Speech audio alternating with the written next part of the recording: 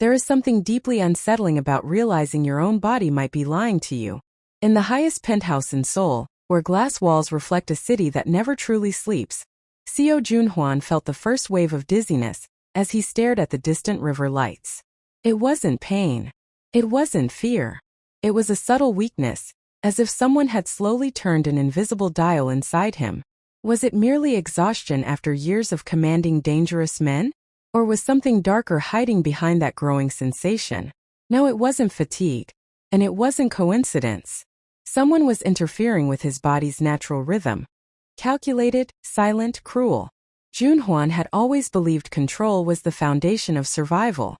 Every territory claimed, every alliance sealed, every rival eliminated had been the result of meticulous strategy. Yet that week, his fingers trembled while holding a glass of water. A metallic taste lingered on his tongue. His vision blurred as night approached. He told no one. Inside the same penthouse, Han Aryam maintained flawless elegance. Subtle dresses, a serene smile, eyes that never revealed intention. Beside her, Seo Min-jae moved with growing confidence, taking over meetings that once belonged to his brother. Small gestures that might escape anyone else, but not someone who had lived by vigilance. Watching in complete silence was Emily Carter. An American who had lived in Korea for years, she had learned that invisibility could be a form of protection.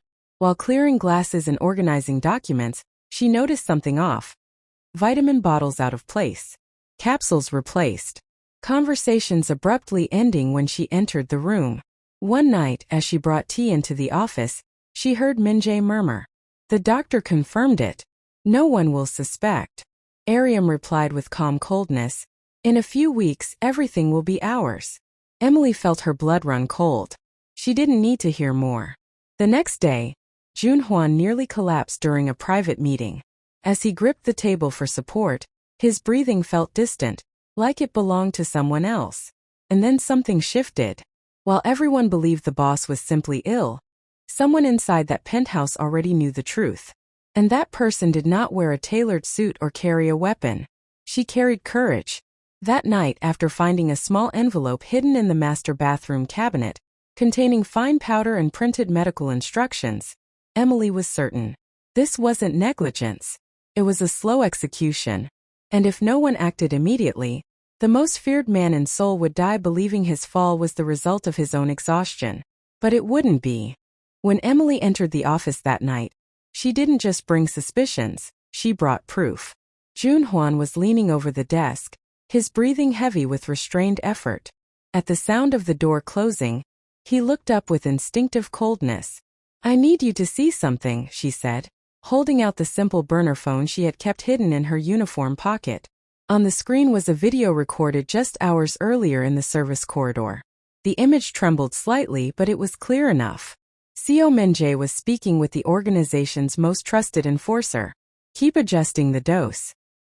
He's already weak, his brother said calmly. When the doctor confirms organ failure, we'll take over officially. The enforcer didn't hesitate. No one will suspect a thing. His wife is handling the domestic side. The recording ended. Silence swallowed the room. Thick. Suffocating. Junhwan didn't ask if it was fake. He recognized his own desk reflected in the glass. He recognized his brother's voice. He recognized the man who had sworn loyalty for life. The realization didn't explode into rage. It settled like a blade pressing slowly against his chest. So this is how it ends, he murmured. Emily stepped closer. If we stay here, you'll be dead within weeks. No more debate. They moved through staff corridors where cameras left blind spots. Down a narrow staircase step by step. Junhwan removed his expensive watch and left it on a cleaning cart. His encrypted phone was dismantled and thrown away in separate pieces. The family ring remained on the desk. Let them think I'm still inside, he said quietly. Outside, the cold dawn air bit into their skin. Emily's car looked painfully ordinary. Perfect. As they left the glowing avenues of Gangnam, two black vehicles appeared in the distance. Following. Maybe. She didn't panic. She turned sharply into side streets, slipped through narrow alleys, crossed poorly monitored districts. Routes the organization would never use. Only when they reached the outskirts of Seoul did Junhwan finally release a heavy breath.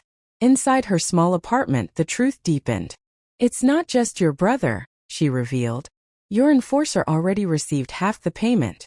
The rest comes after the death certificate is signed." Junhwan closed his eyes. The betrayal was complete. And for the first time in years he had no army around him. No loyal guards. No weapons. Only one woman who chose courage while everyone else chose greed. The apartment felt far too small for a man accustomed to commanding entire halls. And yet, it was there that Seo Junhwan nearly lost consciousness for the first time without trying to hide his weakness. He dropped to his knees beside the couch, his breathing uneven, cold sweat running down his forehead. Emily rushed to him, gripping his shoulders firmly. "Stay with me. Look at me." Her voice didn't shake, but her eyes betrayed her fear. He tried to respond, but the words came out broken.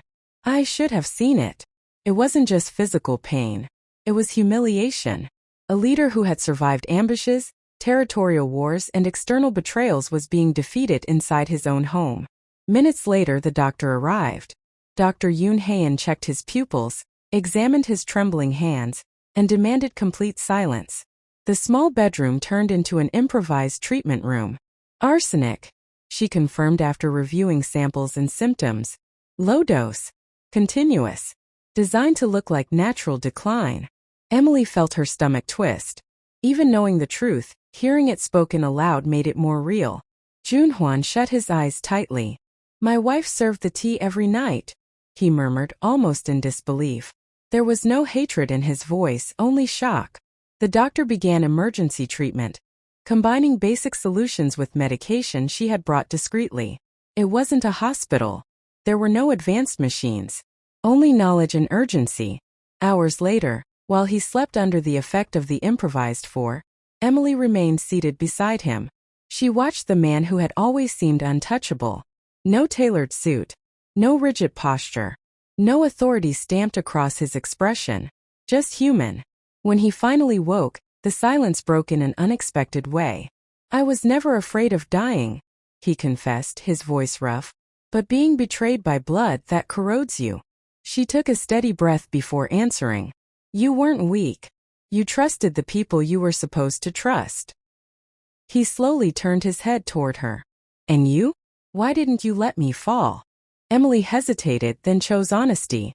"Because I lost someone the same way. They said it was illness. I found out too late it was ambition. I couldn't save my father. But I can save you." His eyes softened despite the pain. In that quiet dawn, something shifted between them. It wasn't romance. It was recognition. As the city moved on indifferently beyond the plain windows, Junhwan understood he needed more than physical recovery. He needed proof. He needed to return. And for the first time, he wasn't thinking only about revenge. He was thinking about justice. Returning to the penthouse meant stepping back into his own minefield. 2 days after treatment began, still pale yet clear-minded, Seo Junhwan insisted it was enough. Dr. Yoon did not soften her warning. His body remained unstable. Even so, he understood that every hour away only strengthened those who had betrayed him. "If the recordings are still there, we have a chance," he said, adjusting the plain coat that had replaced his tailored suits. Emily agreed. It had been her idea to remember the hidden cameras installed months earlier as a strategic precaution. Devices operating independently from the main system, invisible even to the internal staff. They entered the building just before dawn, when the smena of shifts created small gaps in surveillance. Using the underground technical access, they moved through maintenance corridors rarely seen by residents. Her pulse pounded, yet each step remained deliberate. When they reached the service elevator, voices echoed from the floor above. "Hanarium. Seominjae." The doctor confirmed he hasn't shown up in 2 days. His brother said, restless. "We need to find the body." "Relax," she replied, her tone disturbingly calm. "Even if he's alive, he doesn't have the strength to fight back." Those words struck Junhwan like a blade. This was not merely ambition. It was contempt. They waited until silence returned before moving toward the main office. The room remained immaculate, as though nothing had happened. The abandoned watch still rested on the desk, a symbol of false presence. Emily approached the discreet panel behind the bookshelf and pressed the correct sequence. A small compartment opened. The drive was there. When Junhwan held it in his hand, he felt something he had not experienced in days. Control. Yet danger still lingered. Footsteps sounded in the hallway. The handle turned. Min-jae entered while speaking on the phone, and froze when he saw his brother's silhouette reflected in the window. For a brief second no one breathed. Their eyes locked, incredulity on one side, exposed betrayal on the other. "You," his brother began, instinctively stepping back. Emily grabbed Junhwan's arm before any reckless reaction could erupt. This was not the moment for direct confrontation. They exited through the side passage seconds before security could be alerted. Inside the car, already distant from the building, they connected the device to a simple laptop. The footage confirmed everything. Arium switching capsules. Min-jae negotiating amounts. The executor accepting payment. There was no doubt. No alternative interpretation. The conspiracy had been captured in sharp clarity. Junhwan closed the computer slowly. If before he had wanted merely to survive, now he wanted exposure. And this time he would not use weapons. He would use truth. The rumor that Seo Junhwan might still be alive spread like a spark over dry powder. Seo Min-jae and Han Arium did not wait for confirmation. They moved quickly, seeking protection under Park Dae-sung, an influential underworld leader in Busan, known for valuing stability over emotional impulses. If they secured his backing, perhaps they could reshape the narrative before the truth surfaced. Junhwan, still recovering, made a decision that surprised even Emily. There would be no silent ambush, no strategic disappearance. He would call for an extraordinary assembly in Seoul, gathering regional leaders, hidden investors, and long-standing mediators. A public stage where reputation weighed more than weapons. In a reserved hall inside a discreet hotel, tension thickened the air. Min-jae maintained a rigid posture, though his eyes betrayed unease. Arium appeared composed as ever, dressed in flawless elegance. Park Dae-sung observed quietly, his expression unreadable. When the doors opened and Junhwan entered, the murmurs died instantly. Some faces reflected shock. Others restrained relief. He walked slowly, unhurried, each step reaffirming his presence. "Before any version is accepted as truth, you will all see this," he declared. The projector lit the wall. The footage appeared uncut. Capsules exchanged, financial negotiations, confirmation of increasing doses. Clear voices. Visible dates. Unmistakable faces. Silence fell, crushing and absolute. Min-jae attempted to respond. This could be manipulated. The next clip interrupted him. His own voice detailing quantities and deadlines. For a fraction of a second, Arium's composure cracked. Just a second. It was enough. Emily stepped forward when Junhwan called her name. She wore no uniform now, only simple clothing. Still, her presence anchored the moment. "I recorded the first conversation. I saw the exchanges. I heard the plans," she said firmly. He was being poisoned slowly. Park Dae-sung folded his arms, weighing the situation. Ignoring such explicit proof would endanger his own credibility. Defending traitors would invite open conflict between factions. After several long seconds, he finally spoke. "Stability demands consequence. Internal betrayal cannot be tolerated." Security moved in. Min-jae tried to resist but quickly realized no one was willing to risk their standing for him. Arium remained still, her gaze fixed on Junhwan. No longer driven by ambition, but by something closer to silent resentment. As they were escorted out, there was no applause. Only a quiet acknowledgement that power had shifted form. Junhwan had not prevailed through force. He prevailed because he allowed everyone to witness the truth. After the meeting, there was no celebration. The hall emptied slowly, leaving behind only the faint echoes of whispered conversations. Seo Junhwan remained still for a few seconds, as if the full weight of everything had finally settled onto his shoulders. He had reclaimed the empire, yet something inside him was no longer the same. Days later, back at the penthouse in Seoul, the view remained magnificent. The city lights shimmered as they always had. Still, the silence felt altered. The blind trust that once filled those rooms had vanished. From a distance, Emily watched as he removed an old painting from the wall, an artwork symbolizing territorial conquests. It was not merely decoration. It had served as a constant reminder of victories secured through intimidation. For years I believed respect was born from fear, he said without turning around. Now I see that fear also creates monsters within your own home. She did not answer immediately. Instead she stepped closer. You're still alive because someone chose to break that cycle, she replied gently. He looked at her. For the first time there was no superiority in his gaze. Only gratitude. In the following days change began to unfold. Strategic meetings shifted in tone. Negotiations prioritized legitimate financial agreements. Excessively violent operations were shut down. Some long-standing members resisted, suspicious of this new direction. Junhwan understood transformation would not happen overnight. The underworld could not be rebuilt through good intentions alone. But he could reduce damage. He could prevent internal ambition from being fueled by constant brutality. One evening, while reviewing reports, a slight dizziness overtook him, a lingering effect of the poisoning. Emily, who now held an official position of trust at his side, noticed immediately. You still need time, she said. He nodded. Time is something they almost took from me.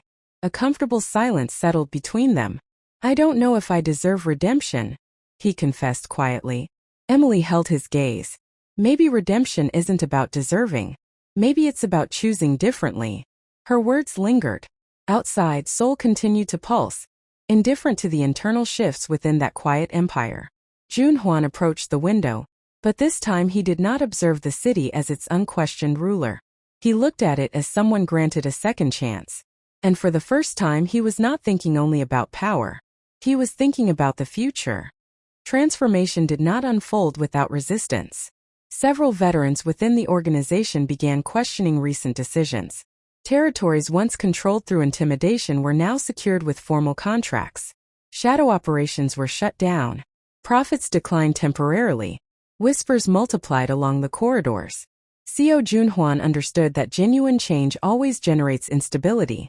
One afternoon, during a private meeting, one of the older captains finally broke the silence. They're saying you became weaker after the poisoning. The statement was not merely a provocation. It was a test. Junhwan did not raise his voice. Weakness is blind trust. I've already learned that lesson. Anyone who chooses to remain does so under new rules. The man held his gaze for several long seconds, then lowered his head. It was not fear. It was recognition that the leader before them had survived not only physically, but strategically. Meanwhile, Emily faced a different strain. Once invisible staff, she had become central to the internal restructuring. Some members struggled to accept her presence in strategic decisions. On a quiet evening inside the Seoul penthouse, she stood watching the illuminated skyline when Junhwan approached. They see you as the symbol of my shift, he said. And is that a problem? She asked without turning. He considered the answer. For those who prefer the past, yes. A brief silence settled between them. I didn't save you to create another kind of war, Emily said firmly. I stepped in because someone had to break the pattern. Her words struck something deep within him. In the following days, Junhwan made a defining move. He established a new internal council composed of younger members, financial strategists, and legitimate external representatives. Partial transparency replaced absolute secrecy. The organization began shifting toward a structure less violent and more corporate in nature. It was not purity, but it was a different direction. One early morning, he found the old family ring stored in a drawer, a symbol of lineage, authority, and tradition.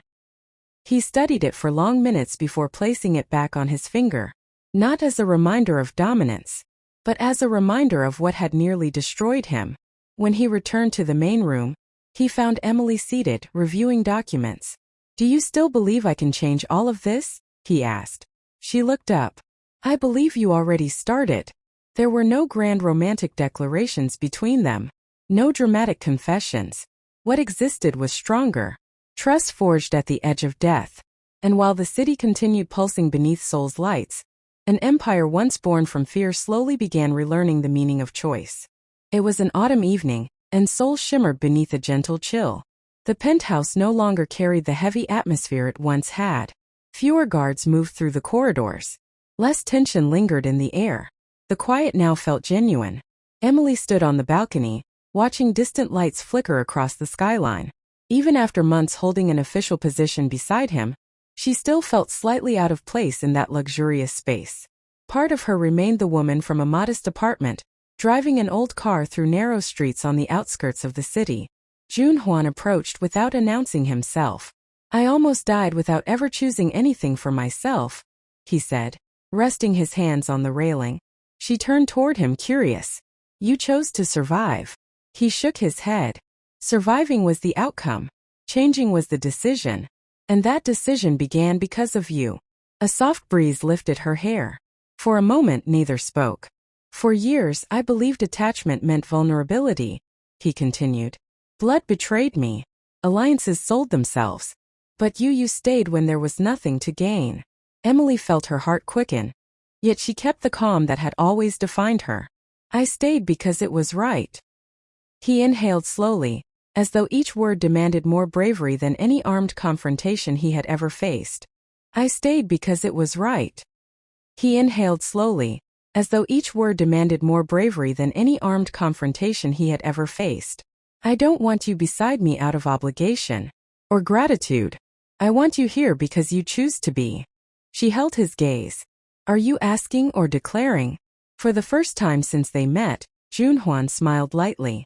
Not the calculated expression used in negotiations. Something unguarded, human. He reached into his pocket and removed a small box. Simple.